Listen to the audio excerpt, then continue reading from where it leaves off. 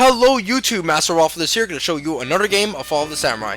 And in this game, it's going to be very special as I brought two new units in to show you guys. One of my new units is the Tosa Riflemen, who are in a failed position right now. I'm going to get them back on track in a second. Yeah, about right. And the Kaiti. But right now, first I want to show you guys my army and then my opponent's army. So my opponent brought 8 units of White Bear Infantry, and White Bear Infantry aren't as good as Black Bear Infantry, but you know, in this game, really the Lion Infantry per se, because they're kind of very similar, Red Bear, White Bear, Black Bear, that if either one of the units gets the first volley off or gets a little bit better upgrades or gets a better position than the other unit, then that unit is pretty much going to win. So really, it all does come down to positioning of these White Bear Infantry to fight off my army over here. He also brought in one Yarikachi and 2 Katana Kachi and wooden cannons, which does give him the artillery favor. But because he has no cavalry in sight, he doesn't have any cav units to fight off my cav units, which gives me a huge advantage versus like in cav department, but he has a advantage in artillery department. Over here, I'm going to show you guys my units. I have 3 units of Black Tortoise forces, and I have 3 units of Black Bear Infantry, 1 unit of Tosa Riflemen, and 1 unit of Kaiti, as well as 1 unit of Spear Levy, and 2 units of Yariki. So I have the cav advantage, and some of my units are better quality versus his White Bear Infantry, but at the end of the day, he does have a more threatening army in a line infantry force, but that's if he gets a better position than me. So right over here, you guys will notice that this is the same map that I played in the last game. So I'm gonna try and use the same strategy my opponent did in the last game, which was I'm gonna try and take this hill over here, get a better position on him, because as what happened in the last game, because my opponent got the hill first, he was able to fire at my guys at a better position, getting better volleys off and just destroying my guys, wrecking them. Some of my guys couldn't even fire at his guys unless they had to walk up the hill like this and then just be right at their faces, while his guys could just fire down over and over and over again. So I'm going to try and take this hill over here so I can do the same to my opponent. And I'm going to talk to you guys about 2 units today. Actually, first I'm going to talk to you about my strategy that I have been coming up with.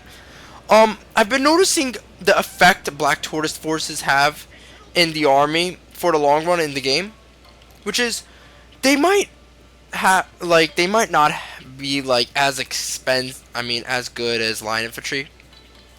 I'm trying to say my words right now, but I'm really tired. They're not as good as White Bears, Red Bears, or Black Bears per se, but the thing is about them is that that actually does kick off a little bit faster in this video. The thing about the Black Tortoise forces is that they cost 660 Koku, and they have pretty good stats: 30 reload skill, 30 accuracy. So they're not as good as White Bears, Black Bears, or Red Bears in a one-on-one fight, but if they get into a good position, they will do their worth. And for their cost, they're pretty damn good.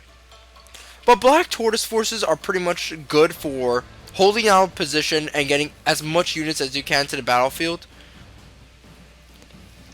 as possible, because in games you really can't have 12 units or 10 units or 8 units of White Bears or Black Bears or so, because they cost 800. That's a lot of money. Koku. But Black Tortoise forces, because they do cost 660, they do make up for it. They might not be as good, but hey, at least you got some guys in one position that can really help out turn the favor of the battlefield. Because in this game, population and the amount of units you do have does matter. Another unit I'm going to talk about is the Kaiti, which pretty much it costs 1,100 Koku, making it more expensive than any early line infantry force. Line infantry unit. Sorry, I'm still getting used to that. But anyway, but these guys have better melee attack, morale, and melee defense, and they also have better accuracy. So these guys, their reload skill does matter a lot more in line infantry battles, simply because when you're getting better you should get like as many volleys off as you can on your enemy as regards to accuracy, because technically speaking, at the end of the day, it comes down to which guys can kill the most people the fastest, and reload skill will definitely help out more than accuracy. But some people can prove me wrong in that argument. But still, for me, I just like reload skill better. So these guys are good if you're getting into close quarters combat and stuff.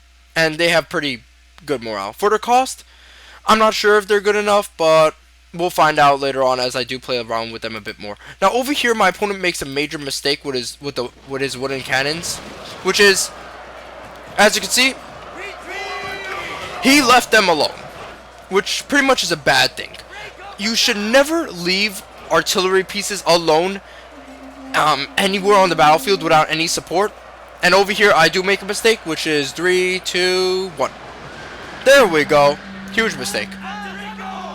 So basically, he makes the huge mistake of leaving his wooden cannons alone, losing the artillery advantage, but I make the mistake of not microing my Yari key, which brings down my Yari key over here to 39 and bringing down this Yari key to 50.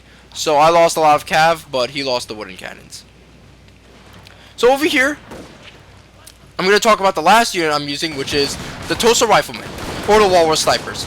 Now the Tosa Riflemen have better reload skill and range than any early line infantry.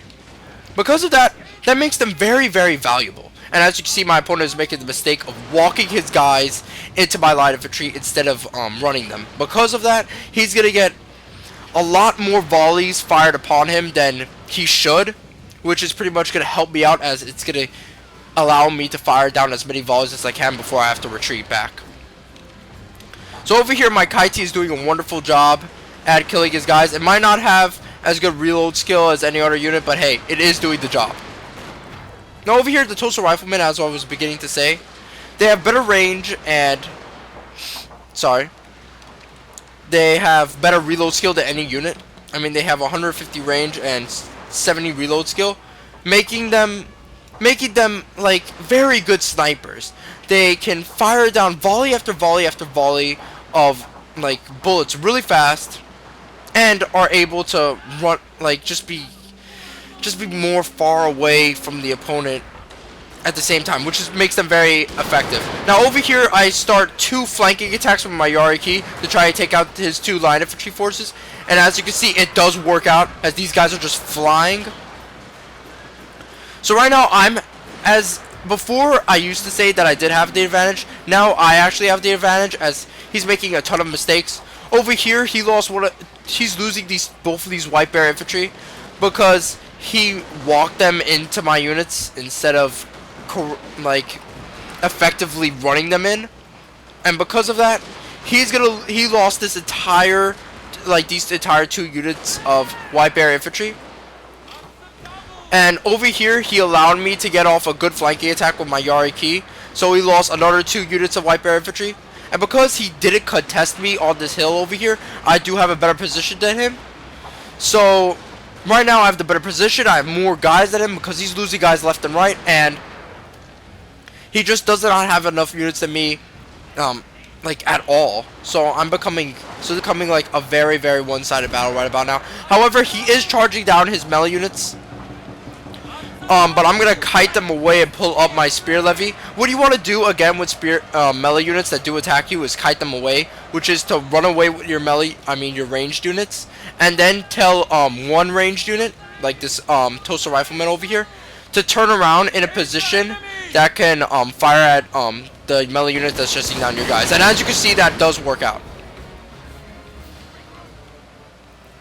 So my Black Taurus force was able to run away and allow this Katana Kachi to follow it, and then this Tosa Rifleman was able to fire down a huge volley on his guys, weakening them up. So that's what you do to kite and win against mass melee units.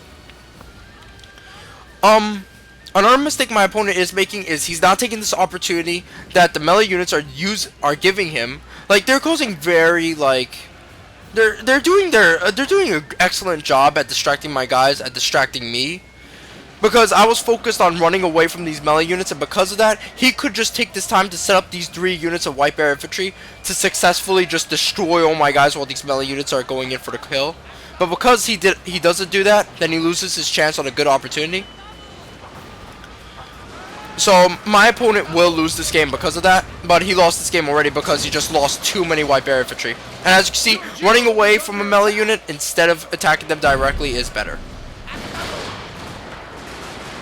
Now again with the Tulsa Riflemen, they have better range and they have better reload skill. Because of this, they can be far away from light infantry volleys, which is incredible because most light infantry are 125, these guys are 150, which means light infantry have to literally walk into them in order for to be in range of these Tulsa Riflemen. And because the Tulsa Riflemen have such high reload skill, because the light infantry have to like get up in their face in order to fire upon them, then they can get off like about 3 or 4 or even 5 volleys off before they have to run away from the light infantry, which makes all the difference, which makes the Tulsa Riflemen really good skirmish units and hit and run units, as good as the carbine cav, but the only difference is that they're slower because they're foot units. So over here my opponent is going to lose the battle as my Tulsa Riflemen, my Black Tortoise force, and my Black Bears and my other Black Tortoise forces are just completely surrounding his guys in an amazingly good position. We have an awesome concave on his guys that are just like raining down hell, not hills. And over here he still doesn't know the mistake he's making, which is he isn't putting these guys in a good spread out formation, not allowing any of his guys to fire, and he basically lost all of his units because of that. He doesn't spread out any of his units at all in a perfect and good line position. Like look over here. Ignore this for a second. As you can see over here, my units are spread out like this so that all my units can get a fair shot at firing. His units are spread out in a box like this. Because of that, only the front will be able to fire and not the back, giving my guys like a complete edge in terms of the line infantry battle. But had he spread out and took the hill position and contested me and didn't lose a lot of white bear infantry and supported them, he would be able to win the battle.